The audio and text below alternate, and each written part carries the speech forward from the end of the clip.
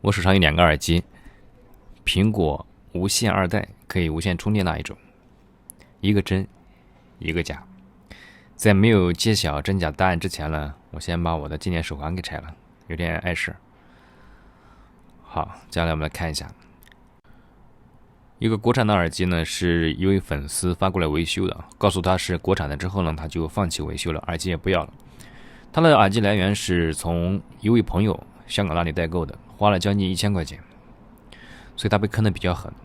像这种耳机，正常的国产耳机的售价在100左右啊，150块钱左右。看它的具体的音质，它的小版是什么型号的啊，价格可能不同。所以花了将近1000块钱买了一个国产的耳机呢，我很替他感到惋惜啊。所以我打算早就想拍期视频来告诉大家怎么去辨别这个真假耳机。但从外观上来说的话，如果你接触不多，那么你是无法分别的。不打开的情况下，打开的情况下呢，就很容易辨别了。原装跟国产的耳机里面的结构啊都是不一样的，像国产耳机里面的电路板跟原装的电路板是很不相同的。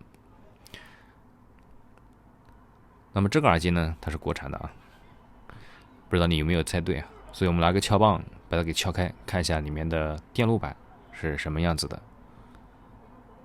这种撬呢也非常简单，跟原装相比的话，它是轻松很多，轻轻的一下就出来了。好，就已经出来了。可以看到里面的结构的话是非常的凌乱，有2个配重铁，增加它的重量，以保证跟原装的电池仓呢重量是一致的啊，让你在使用电子秤的时候呢，是跟原装是一模一样的，让你误以为它就是原装的。看，是个配重铁。接下来我拿一个原装的电池仓给大家看一下是什么样子的。好，可以看到二者的电池仓结构是不一样的。我右手边呢是原装的，左手边是国产的耳机。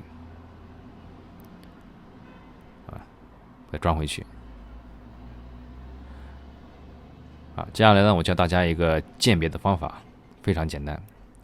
我们先准备2个耳机，准备了2个耳机，一个是2代，1代、2代是一样的，又准备了一个 Pro。可以看到这里上面有黑孔，黑色的窗口。准备一个华为、小米的手机都行啊。打开它的摄像头，可以看到把灯给关了啊，把所有的灯全部关闭了。好，然后呢，我们拿起这个耳机，稍微动它一下，它里面有加速传感器，我们稍微动一下，可以看到黑色的窗口会有一束红光发射出来。我们稍微动一下，可以看到吗？就跟恶魔眼一样。这个光看上去非常的亮，像激光一样，红红的。它有2个窗口，上面的窗口有，下面的窗口同样如此，也是有的。如果你买的耳机没有这2个光，那可能不是原装的，100%不是的。只要是原装的都有。可以看到这个光。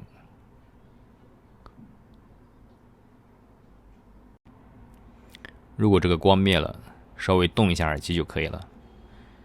我现在拍摄呢是 Pro 的耳机，上面那个窗口，下面的窗口我们再看一下，同样如此，也有这个红光啊，相机保护了，打开一下，可以看到它有个红光，我们离稍微近一点，可以看一下，非常的亮。如果你的耳机不是原装的啊，这个黑色的窗口呢，一般的情况下是用颜料涂上的，可以用刀片给刮去，它没有真正意义上的窗口。就算有一些高仿呢是真感光的啊，真光感的国产耳机呢，它的光跟真是不一样的啊。我现在手头上没有这个耳机，但是我之前测试过，光跟着不一样。我们现在拿的是2代的耳机啊，它的光跟3代是跟 Pro 是一样的啊。可以看到它的红光。